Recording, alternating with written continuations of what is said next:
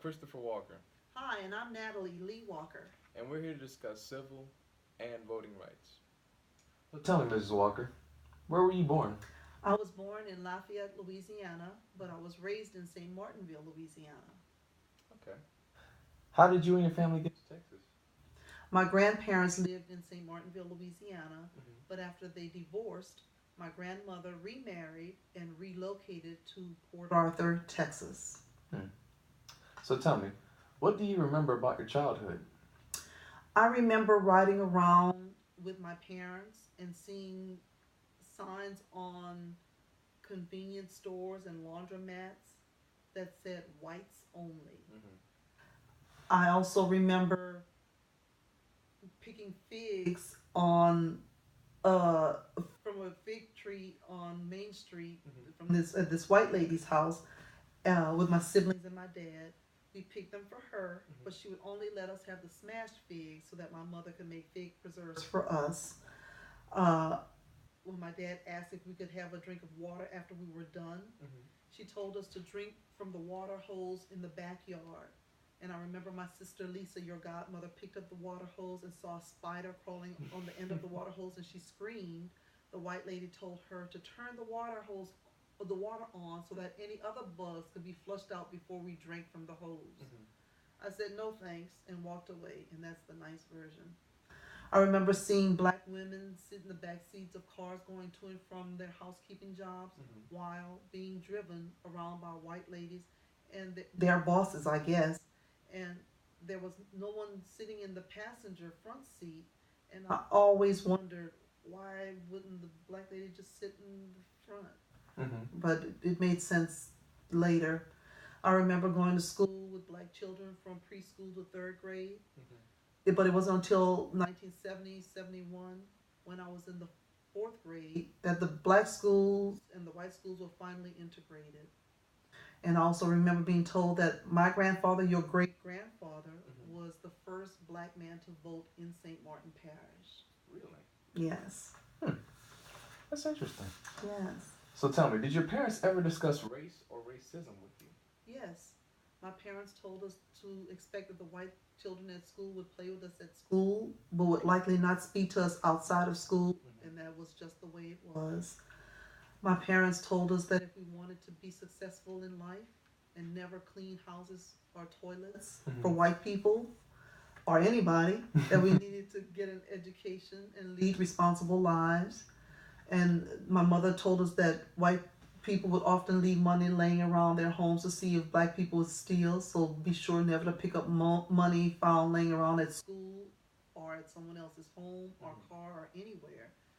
My parents also told us that people in our town hung a young black boy for a murder he allegedly committed before we were born, and we were told that a white man had actually committed the murder and then blamed it on the black boy. Shame. Yes. So, were you or any of your family members ever treated unfairly? We were required to sit in the balcony of the local movie theaters because blacks were not allowed to sit on the main floor with the white patrons. We were later told that in the event of the fire, that they wanted the white patrons to exit first. In our hometown earlier this year, 2016, the mayor and the city council canceled our Mardi Gras parade, which was predominantly black, and they claimed the parade was too disruptive and impeded traffic, so they were charging them thousands of dollars for security. Mm-hmm. I also remember that my geography teacher told me that I would never amount to anything, and as a way of mocking her, I dressed as a pimp on career day. Mm-hmm. And later I used the word pimp as an acronym for participate in my progress to pursue my dreams, my desires, and my destiny. Your godmother, my sister Lisa, had a Caucasian academic advisor in her freshman year of college who told her that she did not have what it took to be a nurse. It disregarded the fact that she was a salutatorian of her class and had a high GPA. but he told her she didn't have what it took, so she changed her major to psychology, and she didn't like it, so she returned later and pursued her nursing degree and has been in the nursing industry for over 27 years. So she did all right for herself. She did. Just tell us not to do something, and that's the way it to set empowers it off. us. Mm-hmm. Yes. So, tell me, were you or any of your family members ever given difficulty when attempting to vote? Yes, there were some family members who had to re-register to vote when their name were inexplicably removed from the registry or the voting polls, and several had been told that their names were no longer in the voting registry or that they had been changed to another voting district without prior notice. Inexplicably, huh? Yes. Well, Yes. okay. With that aside, what kind of interactions did you have with people not of your racial background?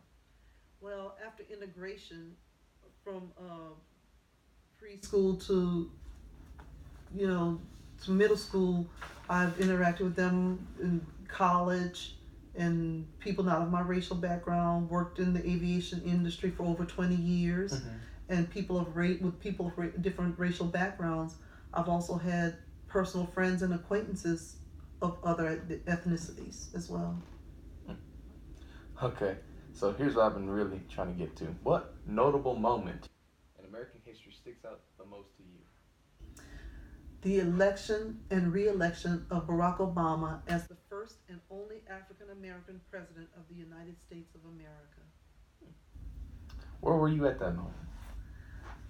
I was with my family and friends at a restaurant that we had partial ownership of, Cafe Adagio. How did you respond? I was cheering and making calls to Washington, D.C. To reserve a hotel room for the inauguration. Oh, wow. So, how was the inauguration? Long story. Okay, so how did the people around you respond?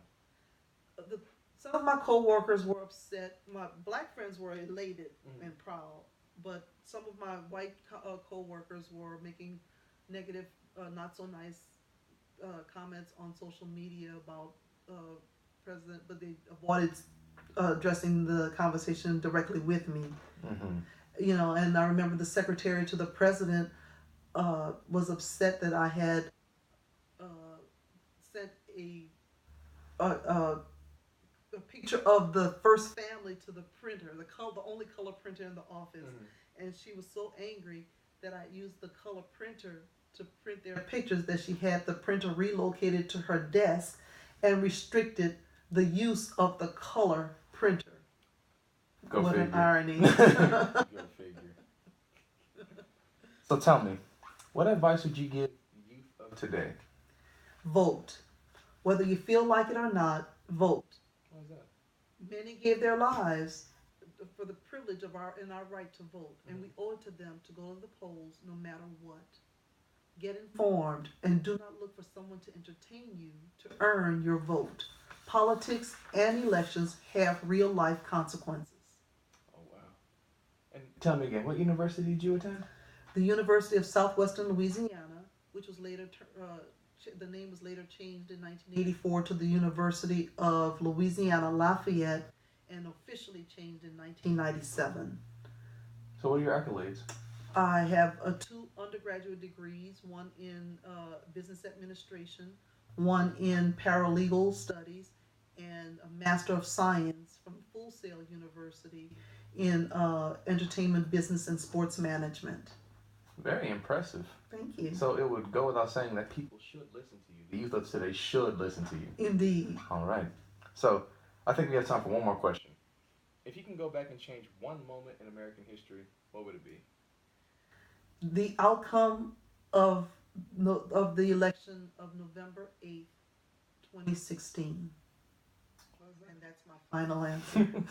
No additional comments? No additional comment. All right. Well, thank you, Mrs. Walker. That's all the time we have. I look forward to meeting with you again. Thank you. Enjoyed it.